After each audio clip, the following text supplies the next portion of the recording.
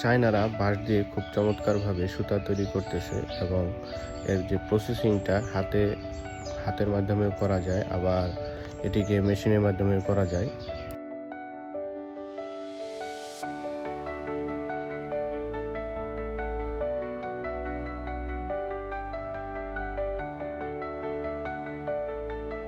সেটিকে প্রসেসিং করে খুব মজবুত একটি সুতা তৈরি করে এবং সেটিকে বিভিন্ন প্রসেসে জুতা তৈরি করা হচ্ছে।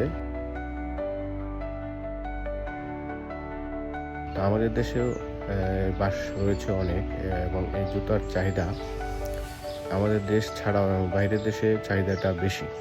তো আমরা ইচ্ছা করলে আমাদের দেশে যেই বাঁশ রয়েছে সেগুলোকেও এভাবেই হাতের মাধ্যমে প্রসেসিং করে কেউ যদি কোনো উদ্যোক্তা করতে চায় তাহলে সেভাবে করতে পারে এবং দেশের বাইরে ওগুলোকে সেল দিতে পারে।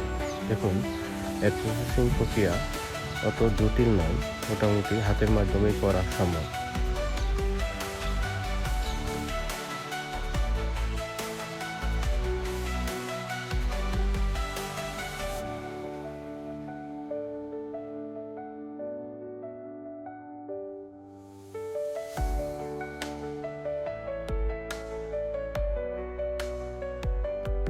এবং এটি এতই শক্তিশালী হয়, দেখেন যে এটিকে ছ দ্বারা কাটতে হইতেছে, তারপরেও এটি কাটতে চায় না।